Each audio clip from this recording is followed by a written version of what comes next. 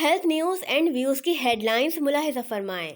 سرکاری ہسپتالوں میں حکومتی بے حسی کے خلاف طبی اور نیم طبی عملے کا احتجاج جاری۔ NICVD کے ڈاکٹر ندیم قمر کے بے گھر ہونے کا انکشاف۔ سندھ نرسز ایگزامینیشن بورڈ میں کنٹرولر کی تقرری، ڈائریکٹر نرسز سندھ کو مالی اختیارات کی منتقلی۔ محکمہ صحت سندھ میں ویمن میڈیکل افسران کی ترقی۔ گرینڈ ہیلتھ الائنس کی جانب سے پولیو مہم کی بائیکاٹ کی دھمکی۔ محکمہ صحت سندھ کی جانب سے پولیو مہم کو کامیاب بنانے کی بھرپور تیاری۔ ملک میں خام مال کی درآمد رکنے پر جان بچانے والی ادویہ کے بحران کا خدشہ۔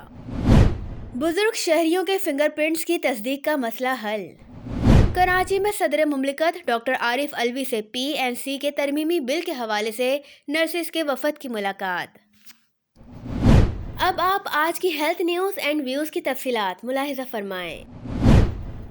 سندھ بھر کے سرکاری ہسپتالوں میں گرینڈ ہیلتھ الائنس کی اپیل پر ہفتے کے چھٹے روز بھی کراچی سمیت صوبے بھر میں 2 گھنٹے علامتی احتجاج بھرپور طریقے سے جاری رہا۔ لیکن دلچسپ امر یہ ہے کہ پہلی بار GHA کے احتجاج پر سائیں سرکار کی ٹانگیں کانپتی نظر آئی ہیں۔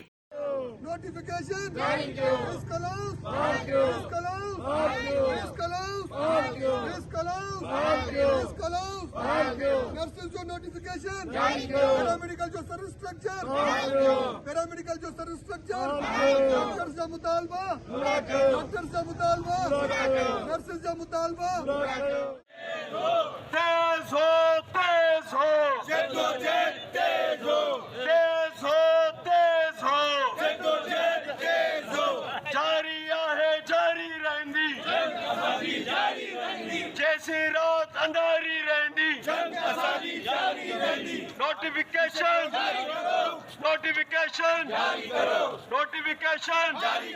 ہمارے مطالبہ۔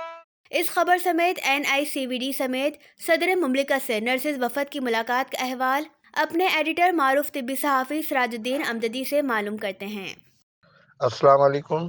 جی ہاں، یہ بات درست ہے کہ سندھ کی وزیر صحت ڈاکٹر عذرا فضل پیجو کے وزارت کے تمام دور میں وہ سوائے غیر ملکی وفود ڈونرز کے علاوہ انہوں نے محکمے کے افسروں، عام ملازمین اور مریضوں کے مسائل کے حل کے لیے ان سے ملاقاتوں کو اپنی شان کے خلاف تصور کیا اور ان کے خلاف قانون اسٹاف آفیسر فہیم چاچڑ نے کسی کو بھی کبھی وزیر صحت کے دفتر میں پھٹکنے نہیں دیا، بلکہ اکثر وزیر صحت سے ملاقات کرنے والے عوامی لوگوں سے ان کے جھگڑے ہونے کے بے شمار واقعات کی ایک تاریخ موجود ہے۔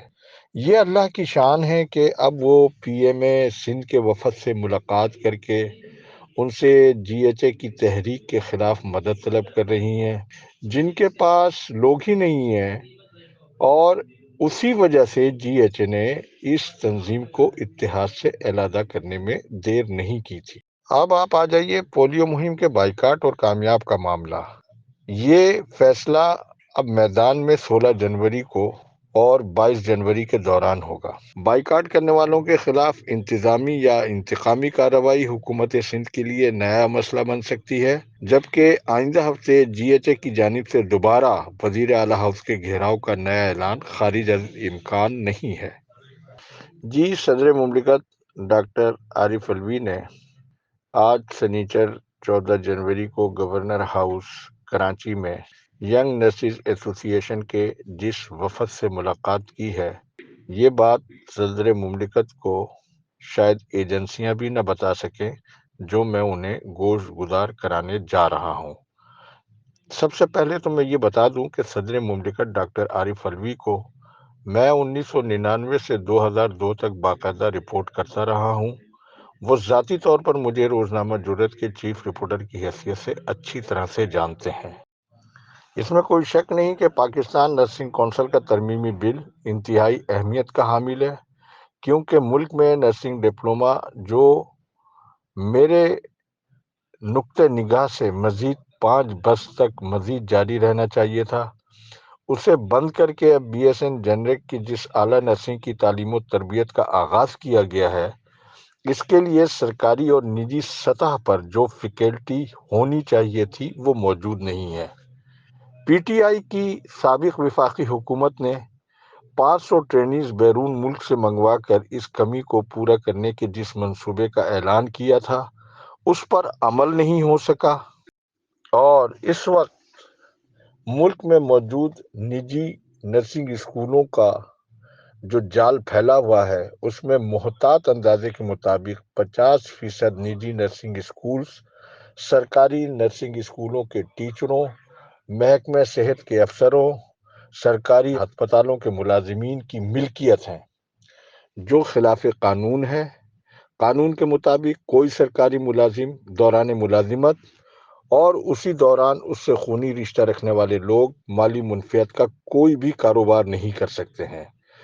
جس وفد سے صدر مملکت نے ملاقات کی ہے اس وفد میں شامل اعجاز کلیری ینگ نرسز ایسوسی ایشن سندھ کے صدر ہیں، اور یہ حقیقت بھی کسی سے ڈھکی چھپی نہیں ہے کہ زینب نرسنگ اسکول خیرپور اعجاز کلیری کی ذاتی ملکیت کے علاوہ وہ مزید متعدد کئی نجی اسکولوں کے شراکت دار بھی بتائے جاتے ہیں۔ لہذا ایسی قومی مشاورت میں نجی نرسنگ اسکولوں کا مفاد رکھنے والے ارکان کے خلاف کارروائی کے بجائے ان سے مشورہ از خود ایک بہت بڑا سوالیہ نشان ہے۔ میں یہاں صدر مملکت ڈاکٹر عارف علوی کی توجہ اس جانب مبذول کرانا چاہوں گا کہ وہ نجی نرسنگ اسکول جو سرکاری ملازمین کی ملکیت ہیں اور سرکاری ملازمین نجی نرسنگ اسکولوں کے بزنس میں ملوث ہیں، اس ترمیمی بل میں ان کے خلاف مؤثر قانونی کارروائی کو بھی شامل کیا جائے، اور جو پہلے سے قانون موجود ہے اس پر بھی وہ عمل درآمد کو یقینی بنائیں۔ صدر مملکت کی کارروائی میں قومی مفاد مقدم ہونا چاہیے۔ سیاست اور جرم کو علیحدہ رکھ کر ہی مفاد عامہ اور مؤثر قانون سازی کی جا سکتی ہے، اور یہ صدر مملکت کا فرض منصبی بھی ہے کہ آپ سیاست اور جرم کو علیحدہ رکھ کر باقاعدہ قانونی طور کے اوپر اس امر کو یقینی بنائیں کہ کوئی بھی سرکاری ملازم وہ کسی بزنس میں ملوث نہ ہو جو کہ خاص طور سے اسی محکمے سے تعلق رکھتا ہے۔ اس کے ساتھ ہی آج کا وقت ختم ہوا۔ سچ کے ساتھ جئیں، حق کے ساتھ چلیں، اسی میں پاکستان کا تحفظ ہے۔ پاکستان زندہ باد۔ محکمہ صحت سندھ نے طویل عرصے سے سندھ نرسز ایگزامینیشن بورڈ کی اہم خالی کنٹرولر کی اسامی پر nursing lecturer BS18 college of nursing Korangi Iram Shad Khanzada کو ناظم امتحانات مقرر کر دیا ہے، اور deputy director nursing BS19 Najma منگی کو اضافی چارج دیتے ہوئے ڈائریکٹر کے مالی اختیارات سونپ دیے ہیں۔